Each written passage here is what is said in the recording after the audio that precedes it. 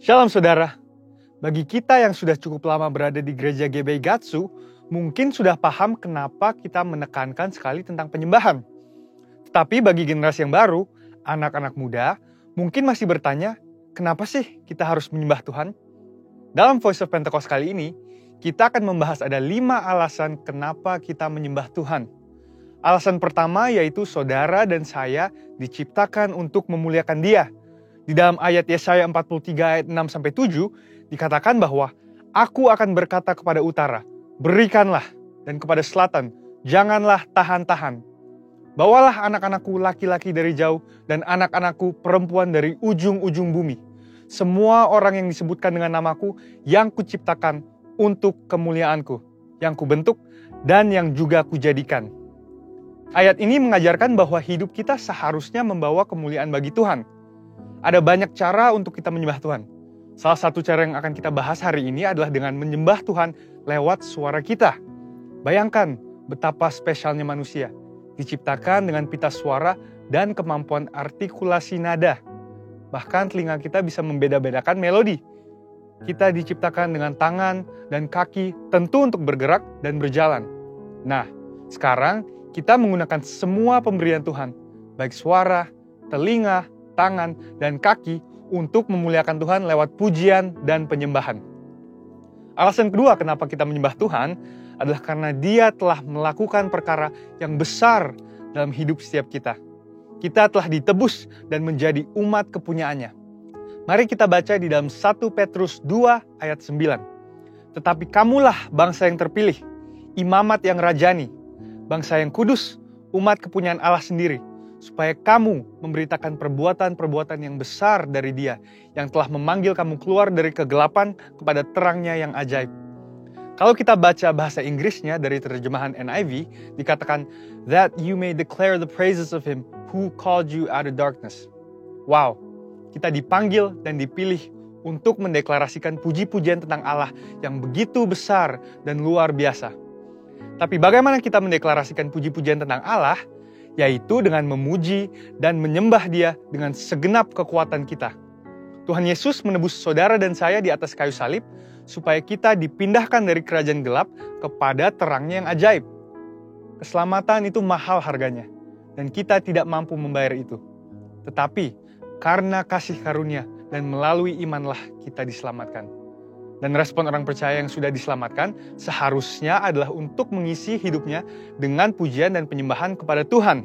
Alasan ketiga kenapa kita menyembah Tuhan adalah karena itu perintah Tuhan sendiri.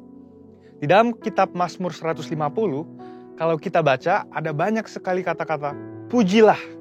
Bahkan ada lebih dari 10 kali kata pujilah digunakan dalam Mazmur 150. Saya bacakan beberapa. Pujilah Tuhan dengan tiupan sangkakala, dikatakan di ayat 3. Ayat 5 berkata, pujilah Tuhan dengan ceracap yang berdenting. Dan di ayat 4 dikatakan, pujilah Tuhan dengan rebana dan tari-tarian. Kalau bahasa Indonesia menggunakan imbuhan akhirlah, artinya itu adalah perintah. Mazmur 103 ayat 1 juga berkata, pujilah Tuhan, hai jiwaku. Pujilah namanya yang kudus, hai segenap batinku. Bukan hanya dengan alat musik dan tari-tarian, tapi kita juga memuji Tuhan dengan segenap jiwa dan batin.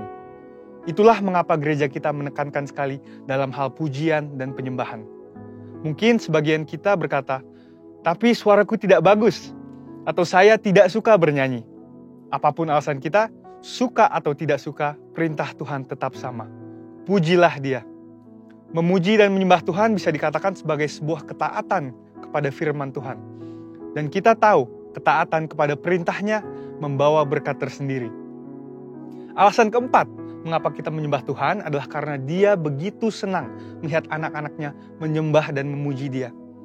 Di dalam Mazmur 147 ayat 1 dikatakan, sungguh bermazmur bagi Allah kita itu baik, bahkan indah. Selama ini mungkin kita melihat penyembahan dari sisi manusianya, di mana kita yang membawa persembahan ke mezbah Tuhan, kita yang bekerja dan mengusahakan. Tetapi Tuhan senang melihat penyembahan dari anak-anaknya, sama seperti sepasang orang tua yang menerima kasih dari anaknya. Alasan kelima dan yang terakhir adalah karena di sorga nanti akan ada puji-pujian untuk selama-lamanya. Ayatnya di dalam Wahyu 5 ayat 13 dikatakan, dan aku mendengar semua makhluk yang di sorga, dan yang di bumi, dan yang di bawah bumi, dan yang di laut, dan semua yang ada di dalamnya berkata, bagi Dia yang duduk di atas tahta, dan bagi Anak Domba adalah puji-pujian dan hormat dan kemuliaan dan kuasa sampai selama-lamanya. Kita menyembah Tuhan karena kita sedang mempersiapkan untuk kekekalan nanti. Kalau di dunia ini kita tidak suka dan tidak mau menyembah Tuhan, bagaimana nanti di sorga? Dengan itu, saya rangkum ada 5 alasan kenapa kita menyembah Tuhan. Yang pertama adalah karena kita diciptakan untuk kemuliaan namanya. Yang kedua adalah karena kita telah ditebus lunas oleh darahnya. Yang ketiga adalah karena Tuhan memberikan perintah untuk memuji Dia. Yang keempat, karena Allah senang mendengar umatnya memuji dan menyembah Dia. Dan yang kelima adalah karena kita akan menyembah Tuhan dalam kekekalan untuk selama-lamanya. Saya berdoa, memasuki tahun paradigma yang baru, kita semua semakin bersuka di dalam hadirat Tuhan dan hidup intim dalam pujian dan penyembahan kepadanya. Haleluya, amin. Saudara, untuk artikel selengkapnya dari tim teologi kami, silahkan klik link yang ada di atas atau scan QR Code yang tersedia. Tuhan Yesus memberkati.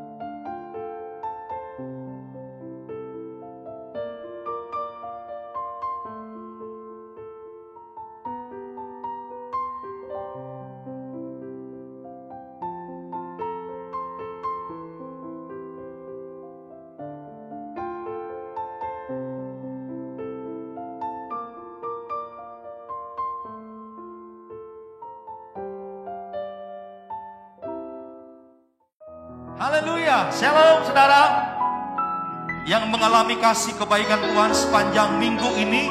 Boleh lambaikan tangan Bapak Ibu Saudara yang ada di rumah. Haleluya. Yuk beri tepuk tangan buat Tuhan Yesus, sebab kasih-Nya sungguh panjang dan lebar, dalam dan tingginya kasih Allah buat saudara dan saya yang ada di rumah. Semua kita mengalami kebaikan dan anugerah Tuhan. Kita percaya minggu ini kita akan alami kemurahan dan kebaikan Tuhan. Kasih tahu orang-orang yang ada di rumah saudara, kasih Allah cukup bagi kita. Ayo kasih tahu Bapak Ibu Saudara, kasih Allah tak berkesudahan. Haleluya.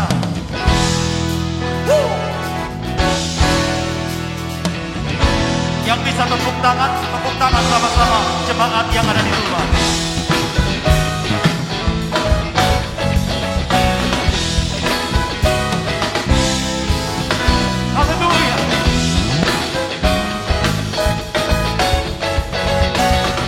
Pujian kami, kasih Allah, kasih Allah berkesudahan, selalu baru setiap hari, rahmat-Nya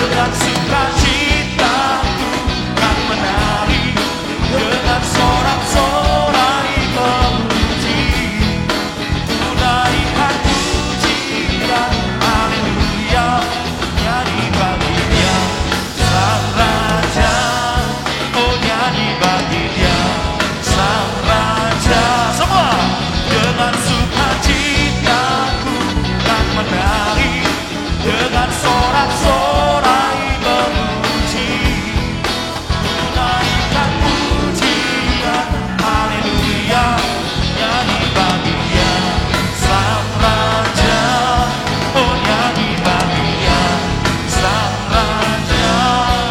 Haleluya. Tepuk tangan sama-sama Bapak Ibu Saudara yang dikasihi Tuhan.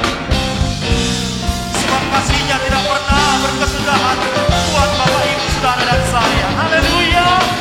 Sama-sama kita menari dengan sukacita. Katakan, dengan sukacitaku kan menari, dengan sorak-sorai memuji, ku naikkan pujian, haleluya, nyanyi bagi Dia Sang Raja, oh nyanyi bagi Dia Sang Raja. Come on. Dengan sukacitaku kan menari, dengan sorak-sorai memuji, ku naikkan pujian, haleluya, nyanyi bagi Dia Sang Raja, oh nyanyi bagi Dia Sang Raja. Lagi, nyanyi bagi Dia Sang Raja. Teriak sama-sama, selamanya.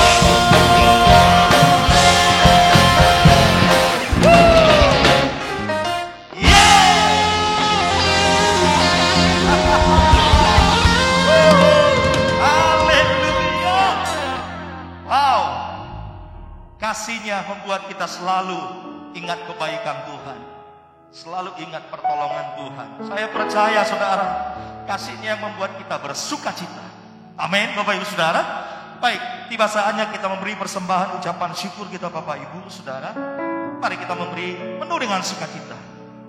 Seperti biasa di layar televisi saudara ada disediakan QR code, nanti Bapak Ibu Saudara boleh men-scan. Yuk kita berdoa bersama-sama.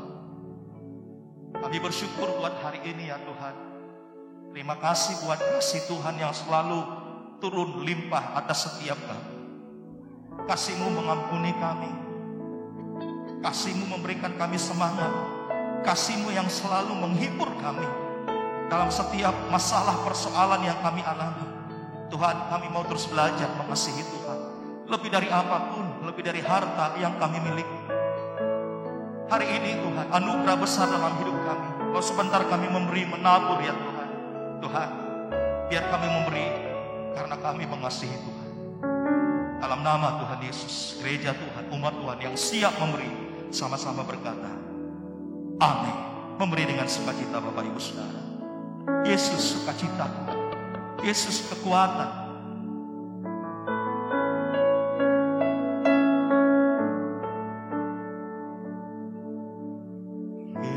Yesus sukacitaku, Yesus kekuatanku, penolong dalam kesesatan. Kau sangat terbukti,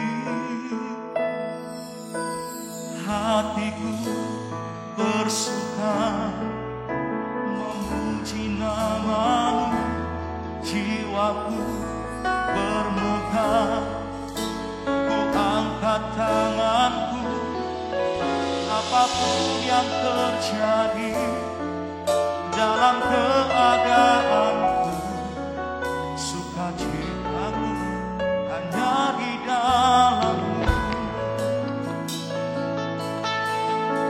Tadikan sama-sama.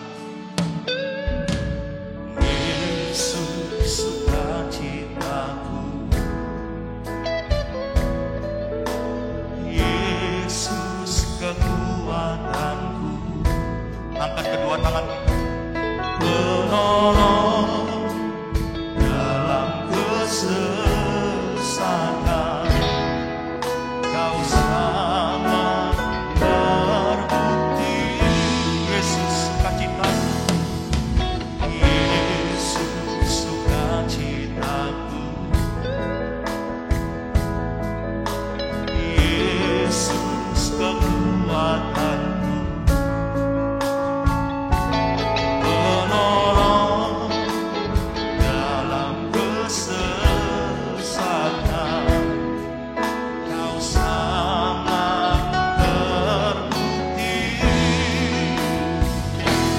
Hatiku bersuka memuji nama-Mu, jiwaku bermegah, angkat tanganku, apapun yang terjadi dalam keadaanku, aku hanya di dalam-Mu.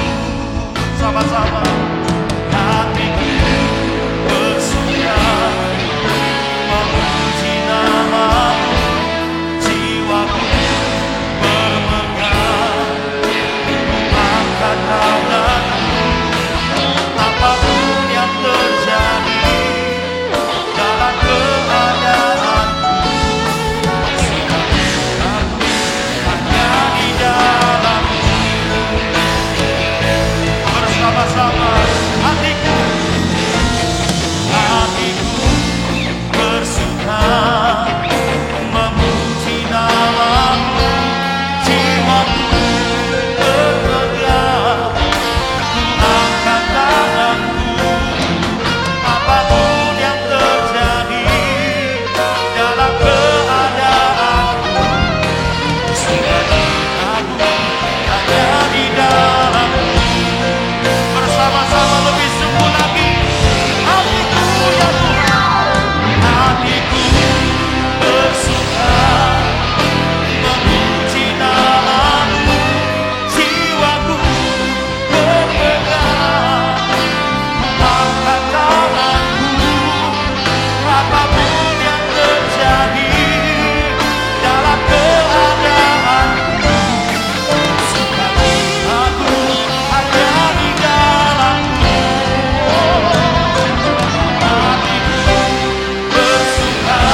nama-Mu, jiwaku bermegah, angkat tanganku, apapun yang terjadi dalam keadaanku, sukacitaku hanya di dalam-Mu. Hatiku bersuka memuji nama-Mu, jiwaku bermegah, ku angkat tanganku, apapun yang terjadi dalam keadaanku, sukacitaku hanya di dalam-Mu. Bagian kami berseru kepada-Mu, bagian kami berserah kepada-Mu ya Tuhan, karena kami tahu kami tidak sanggup, tapi kami percaya saat kami berserah mengangkat kedua tangan kami, Engkau yang berfirman, Engkau yang berkata, Engkau turun tangan menolong setiap kami. Hari ini Bapak Ibu Saudara, mari angkat tanganmu bersama-sama. Apapun yang saudara alami hari ini, apapun yang kita alami hari-hari ini, biar ini yang menjadi bagian kita. Bagian Tuhan, Dia turun tangan menolong saudara. Berserah, ku berserah, Tuhan pegang seluruh hidupku. Ku berserah, ku berserah, ku tahu Tuhan baik bagiku.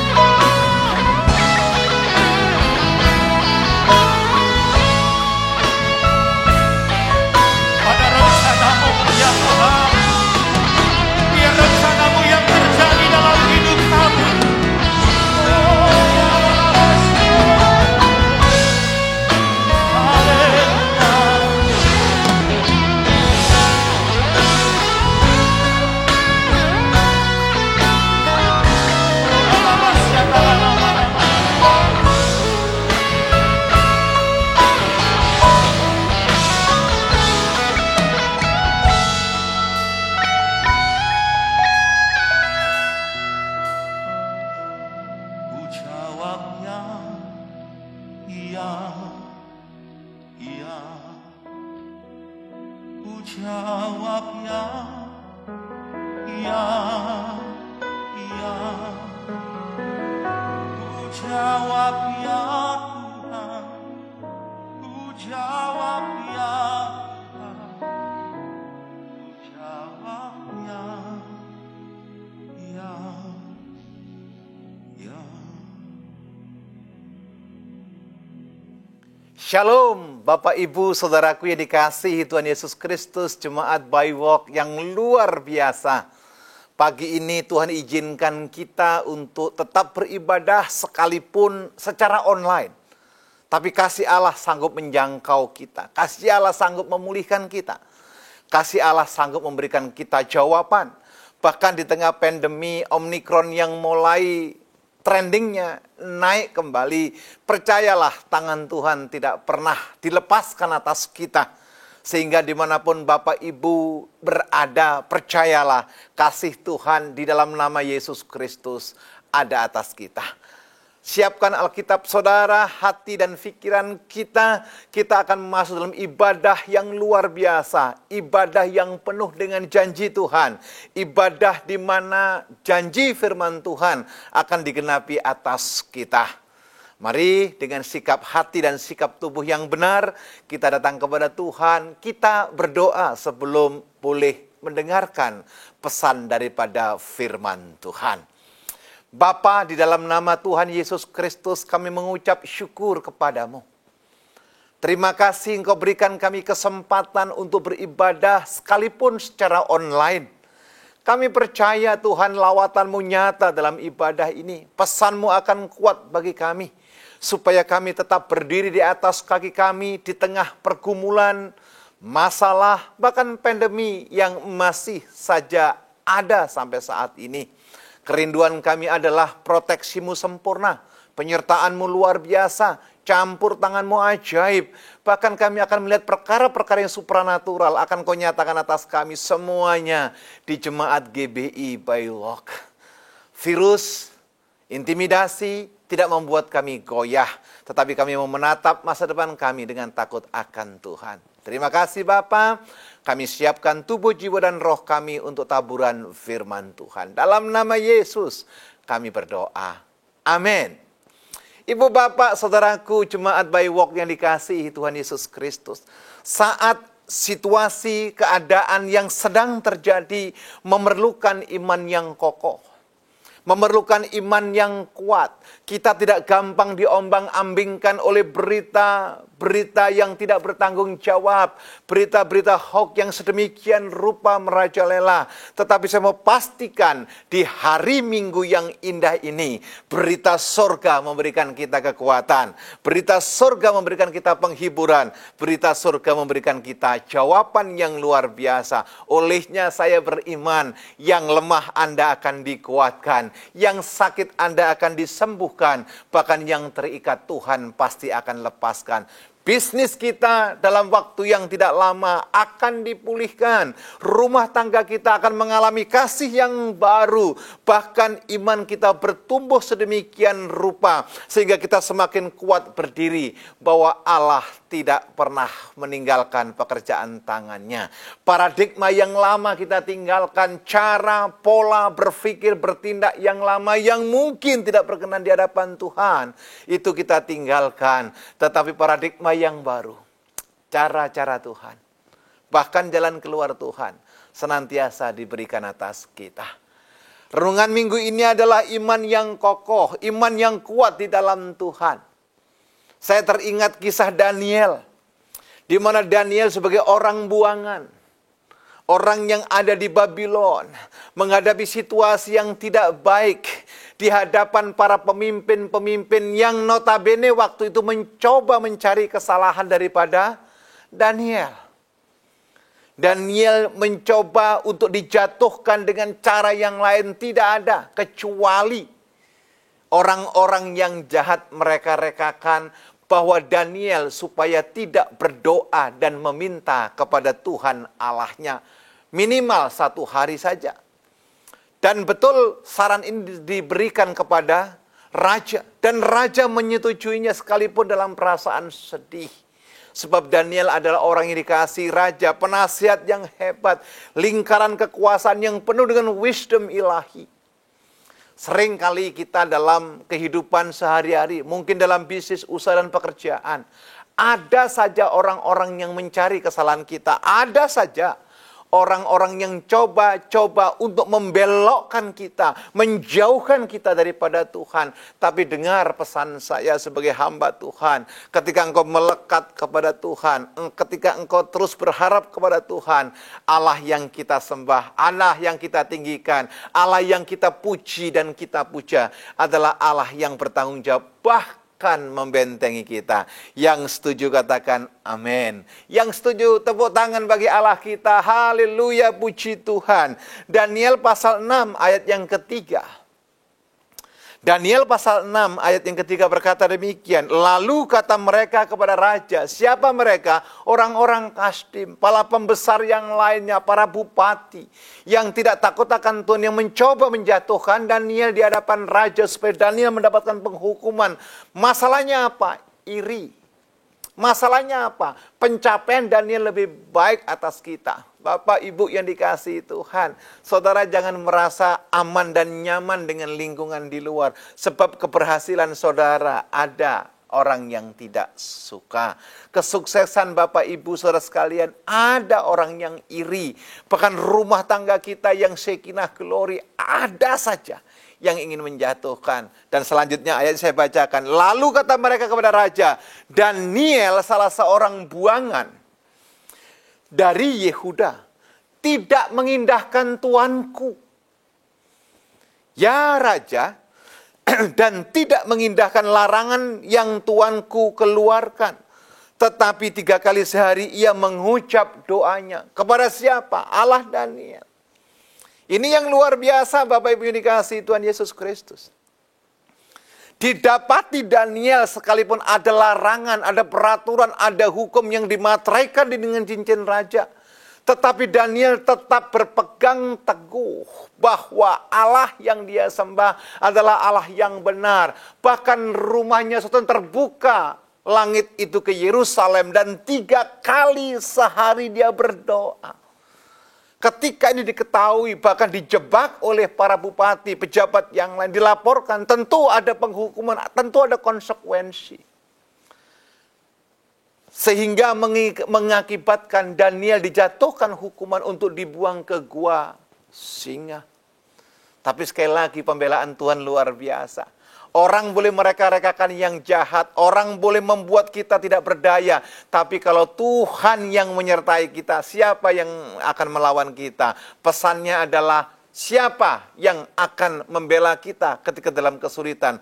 Dia adalah Allah yang luar biasa. Tuhan yang tidak pernah meninggalkan pekerjaan tangannya. Dan sejarah Alkitab mencatat Daniel keluar sehat tanpa luka sedikit pun. Kita lihat kembali ada iman yang kuat, yang luar biasa yang dimiliki orang yang bukan pengikut Kristus. Orang yang bukan dari bagian murid Yesus ketika ada di Kapernaum. Ada seorang perwira militer yang datang dari luar menuju ke Kapernaum. Dia datang bukan karena kepentingannya sendiri. Dia datang karena apa? Karena bujangnya, karena bawahannya mungkin budaknya yang sedang sakit. Tetapi iman yang kokoh daripada perwira ini tercatat dalam Matius pasal yang ke-8 ayat yang ke-10. Hasilnya berkata demikian, Yesus memberikan reward kepada orang ini. Setelah Yesus mendengar hal itu, heranlah ia dan berkata kepada mereka yang mengikutinya, aku berkata kepadamu sesungguhnya iman sebesar ini tidak pernah aku jumpai pada seorang pun di antara orang Israel. Ini luar biasa Bapak Ibu yang dikasihi Tuhan, jemaat Bayu Walk yang saya kasihi. Terkadang karena liturgi, kebiasaan, rutinitas ibadah kita, itu menjadi satu kebiasaan. Harusnya sisi iman, sisi perubahan, bahkan saya mau katakan sisi perjumpaan dengan Tuhan membuat iman kita bangkit. Firman yang hidup atas hidup kita membuat iman kita bergairah harusnya. Bahkan boleh saya tegaskan, oleh karena iman yang manifestasi dalam keseharian kita. Itu membuat perubahan-perubahan. Sesuatu yang dulu kita lihat dengan paradigma yang lama, dengan kacamata manusia. Kita percaya dengan perjumpaan dengan Tuhan, dengan iman yang bangkit, dengan paradigma yang baru. Kita akan melihat perkara-perkara supranatural yang terjadi atas kita. Yang setuju katakan amin. Bayangkan loh, perwira Kapernaum ini tidak pernah ketemu Yesus. Ketika diberikan kesempatan ketemu, dia cuma berkata, katakan sepatah kata saja, hambaku pasti sembuh. Ini iman yang kuat, iman yang kokoh. Saya berdoa Anda yang dalam pergumulan, Bapak Ibu yang dalam kesulitan, rumah tangga kita mungkin yang penghasilannya mulai terkoreksi. Yuk bangkitkan iman yang luar biasa. Bukankah pesan tahun baru oleh gembala sidang kita tentang paradigma yang baru? Tuhan telah menyediakan sesuatu yang baru. Yesaya 43. Tidakkah engkau tahu? Tuhan akan membuat jalan di balik padang belantara. Tuhan akan sediakan air di padang gurun, bahkan oase yang luar biasa. Ketika paradigma ini kita pakai, percayalah, sulit memang perjalanan ke depan. Tapi dengar, Tuhan tidak pernah melepaskan tangannya atas kita, sehingga kita tidak hanya dimampukan melewati tahun 2022, tapi kita akan keluar lebih daripada sekedar pemenang. Yang setuju jemaat by walk, tepuk tangan bagi Allah kita. Bilang kanan kirimu, opa, oma, om, tante, suami, istri, cici, dan koko. Bilang begini, kita punya iman, kita punya pengharapan, kita punya keyakinan bahwa Tuhan akan berikan kita kemampuan untuk mengatasi segala sesuatu. Bukan karena kekuatan kita, tapi Tuhan yang memberikan kekuatan atas kita. Sekali lagi yang setuju katakan haleluya. Saudaraku, kalau Bapak Ibu yang dikasihi Tuhan belajar dari Matius pasal 15, ayat 1-28. Di mana ada seorang perempuan Kanaan yang berjumpa dengan Kristus. Dan perempuan ini datang sekali lagi bukan karena kepentingannya. Dia datang berlari jauh mencari Yesus. Karena apa? Karena dia membawa beban anaknya sedang kerasukan setan. Tapi yang unik saudaraku yang dikasihi Tuhan, Yesus tidak tertarik dengan kesembuhan semata. Yesus tidak tertarik dengan gairah perempuan ini. Tetapi sisi lain Tuhan telah sampaikan yang luar biasa. Cuk, kita lihat pembelajaran ini. Matius pasal 15 ayat 21 berkata demikian. Lalu Yesus pergi dari situ menyingkir dari Tirus dan Sidon. Ini kejadiannya di Galilea. Karena Yesus baru bertemu dengan orang-orang Farisi yang berdebat sedemikian rupa karena hukum Taurat. Ayat yang ke-22 Matius pasal 15 berkata, maka datanglah seorang perempuan Kanaan dari daerah itu dan berseru, kasihanilah aku ya Tuhan, anak Daud, karena anakku perempuan kerasukan setan dan sangat menderita. Saudara meski tahu bahwa perempuan ini bukan bagian daripada orang-orang Israel. Perempuan ini adalah orang luar yang menemui Yesus. Dan yang luar biasa, kita pelajari saudaraku, perlakuan Yesus terhadap perempuan ini mengejutkan kita. Tetapi iman yang kokoh adalah iman yang tidak gampang putus asa. Iman yang kokoh adalah iman yang tidak gampang menyerah. Iman yang kokoh adalah iman yang tidak mundur karena jawaban yang belum kita dapatkan. Saya lanjutkan ayat 23 Matius pasal 15 berkata, tetapi Yesus sama sekali tidak menjawab. Saudara bisa bayangkan kalau kita berdoa rajin, ibadah rajin, persembahan rajin, tapi doa-doa kita belum dijawab, pasti ada sesuatu yang mengganjal atas kita. Tapi belajar dari firman ini. Lalu murid-muridnya datang dan meminta kepada Yesus, meminta kepadanya, suruhlah perempuan ini pergi. Ia mengikuti dengan teriak-teriak. Perlakuan yang tidak enak didapati dari mana? Dari lingkaran Yesus. Kasus lain juga ada ketika Bartimius si buta yang ada di tembok Yeriko. Yang teriak-teriak, Yesus anak Daud kasihanilah aku. Justru murid-muridnya yang suruh diam. Sama dengan perempuan Kanaan ini. Berteriak-teriak ini adalah satu ungkapan kerinduan seorang wanita yang rindu melihat anaknya sehat. Anaknya terlepas dari kuasa kegelapan. Tapi Yesus tidak menghiraukan. Justru murid-muridnya mulai terganggu dengan aktivitas, dengan semangat yang berlebihan dari wanita Kanaan ini. Coba lihat respon yang luar biasa, dalam tanda kutip kasar daripada Tuhan. Ayat 24 berkata demikian, jawab Yesus, aku diutus hanya kepada domba-domba yang hilang dari Israel. Ini jawaban yang diskriminatif. Ini jawaban yang tidak mengenakan. Ini jawaban yang tanda kutip mengecewakan. Wanita ini jauh-jauh datang. Dan tentu wanita ini belum pernah bertemu dengan Yesus. Dengan harapan diterima dengan baik. Dengan harapan diterima dengan tangan terbuka. Dengan harapan begitu welcome orang di sekitarnya. Di samping perlakuan murid yang tidak begitu welcome terhadap perempuan kafir ini.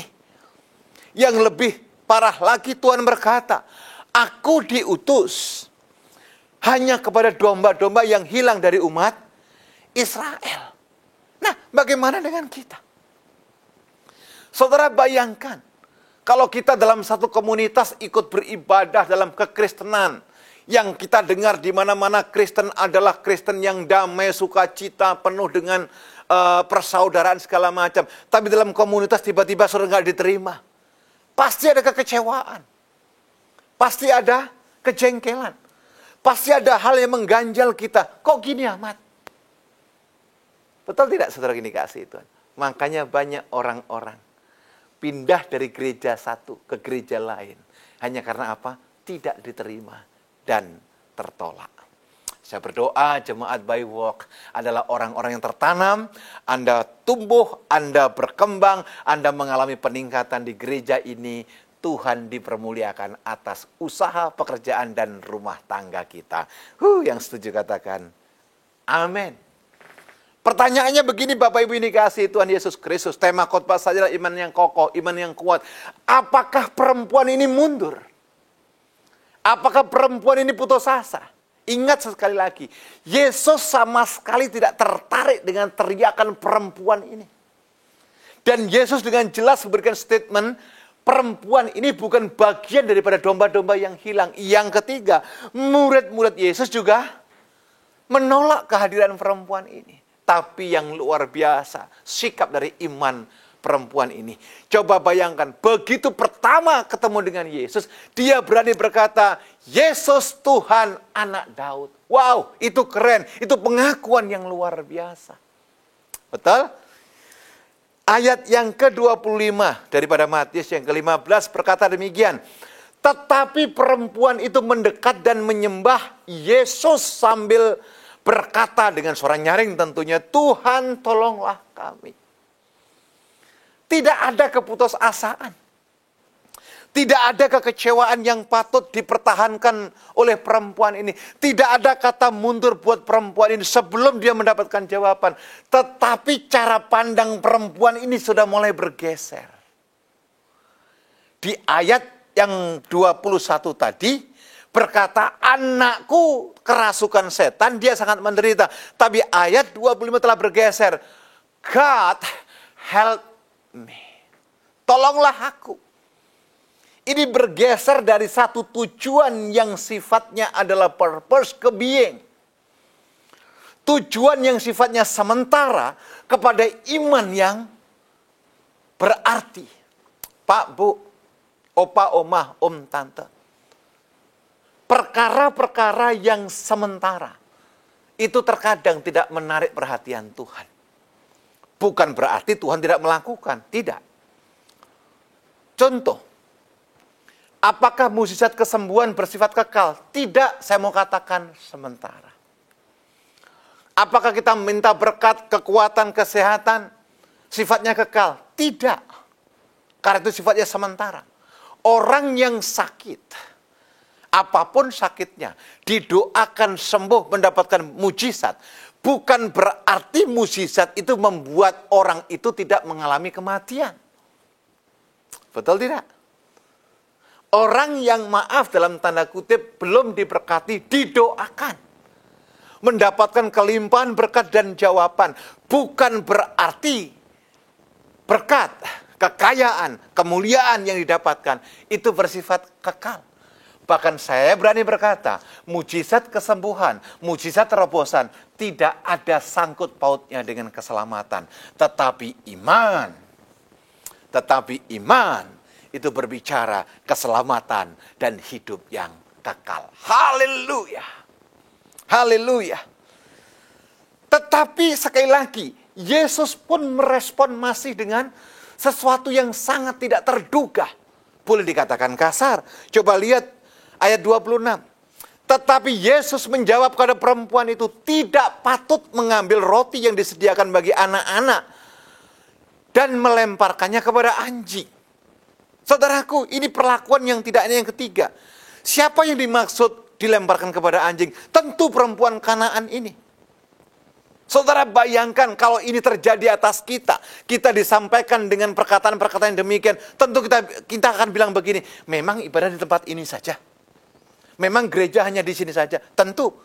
Tetapi orang yang kokoh dalam iman, orang yang kuat dalam pengharapan, orang yang percaya bahwa Yesus membuat segala sesuatunya pada waktunya indah, adalah orang yang tidak goyah dan orang tetap maju dinamis bersama dengan Tuhan. Yang setuju katakan amin. Dan ini respon perempuan itu. Kata perempuan itu, benar Tuhan. Namun anjing itu makan remah-remah yang jatuh dari meja tuannya. Ini sesuatu iman yang hebat, Bapak Ibu ini kan. Dan Tuhan memberikan reward. Tuhan menjadi tertarik. Tuhan menjadi meresponi perempuan ini. Ingat sekali lagi, bukan karena teriakan perempuan ini yang minta supaya anaknya dilepaskan dari apa? Dari kuasa kegelapan. Lihat ayat 28, saya tutup dengan ayat ini. Maka Yesus menjawab dan berkata kepada ibu ini, hai ibu, besar imanmu. Maka jadilah kepadamu seperti yang kau kehendaki. Dan seketika itu juga anaknya sembuh. Jadi yang membuat Yesus tertarik kepada perempuan Kanaan ini bukan karena tujuan yang sementara, yaitu anaknya perempuan ini sembuh. Tidak. Tetapi Yesus tertarik ketika perempuan ini menunjukkan sikap, menunjukkan satu keputusan, iman yang luar biasa. Dan itu menarik hadirat Tuhan. Saya berpikir, saya mencoba mengerti ayat ini. Seandainya perempuan ini tetap ngotot hanya pada kesembuhan anaknya, ada dua hal yang dia dapatkan. Yang pertama, anaknya mungkin tidak sembuh. Yang kedua, ada seorang ibu yang akhirnya tidak percaya kepada Yesus dan hidup dalam kebinasaan. Tapi perempuan yang mengambil sikap yang berbeda. Dan Tuhan berkata, hai ibu, besar imanmu. Bapak Ibu jemaat By Walk yang dikasihi Tuhan. Hari-hari ini mungkin keadaanmu tidak baik. Hari-hari ini mungkin situasimu tidak baik. Bahkan keuanganmu pun mengalami koreksi. Dan mungkin juga kesehatanmu sedang terganggu. Bangkitkan imanmu. Bangkitkan asamu di hadapan Tuhan. Jangan lelah berharap, jangan lelah berdoa, jangan lelah berbuat baik, jangan lelah menunggu waktunya Tuhan. Tuhan sedang merencanakan, Tuhan sedang merendah, Tuhan sedang melakukan sesuatu buat kita. Dan sesuatu itu luar biasa. Yuk sambut tahun 2022 dengan kemenangan sukacita. Bahkan sesuatu yang punya nilai kekekalan, yaitu iman yang kokoh di dalam Tuhan. Saya berdoa saudara diberkati. Saya berdoa saudara yang lemah dikuatkan. Saya berdoa saudara yang sakit disembuhkan. Dan saya berdoa Anda yang putus asa diberikan jalan keluar. Mari kita datang kepada Tuhan. Kita berdoa di hadapan Tuhan. Dia ada buat kita. Dia bergaul karib dengan orang yang dekat dengan Tuhan. Bapa Allah yang Maha Kasih, kami mengucap syukur. Terima kasih buat ibadah minggu yang memberikan kami kekuatan. Yang memberikan kami pengharapan. Karena arahan-arahan-Mu memberikan kami semangat untuk kami ada dalam jalurnya Tuhan. Kami ada dalam pertolongan Tuhan. Dan kami ada dalam rencana Tuhan. Ampuni kami waktu-waktu yang lewat mungkin kami menyimpan keraguan.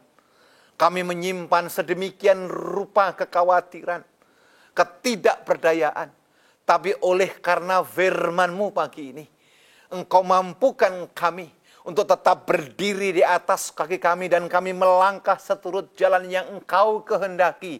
Bahkan kami menatap masa depan kami bersama dengan keluarga, menatap bisnis kami dengan kekuatan yang datang daripada Tuhan. Bukan dengan takut lagi, tapi dengan paradigma yang baru. Kami miliki iman dan kami percaya kami akan keluar lebih daripada sekedar pemenang. Berkati para suami, berikan wisdom dan kekuatan dari surga. Berkati istri sebagai intercessor yang sejati. Berkati anak-anak kami sebagai anak panah di tangan pahlawan. Berkati orang tua kami di masa tuanya tetap menikmati penyertaan Tuhan. Bagimulah hormat, kejayaan dan kemuliaan sampai selama-lamanya. Di dalam nama Tuhan Yesus Kristus, Allah yang berfirman dan Allah yang tidak pernah kekurangan cara menggenapi setiap janji firman-Nya, kami berdoa dan mengucap syukur. Haleluya. Amin. Terima kasih Yesusku buat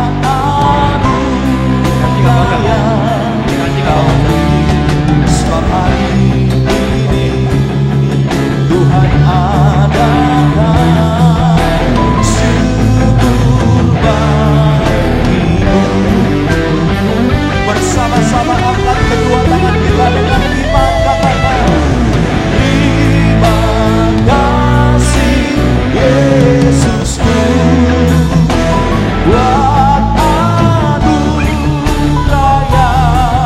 Kau beri. Sebab hari ini Tuhan adakan syukur bagimu. Sebab hari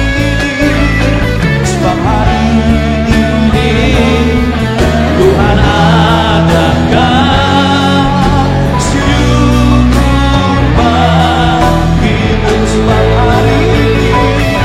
Sebab hari ini Tuhan adakan syukur bagimu.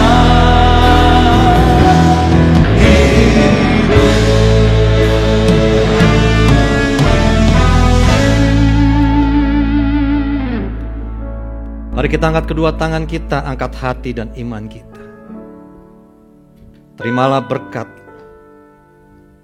yang berlimpah dari Allah Bapa, yang buat hidup pun naik, bukan turun, menjadi kepala, bukan menjadi ekor.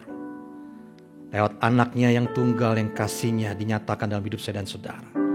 Membuat perjalanan hidup kita pasti beruntung dan berhasil. Keluarga rumah tanggamu disebut berbahagia.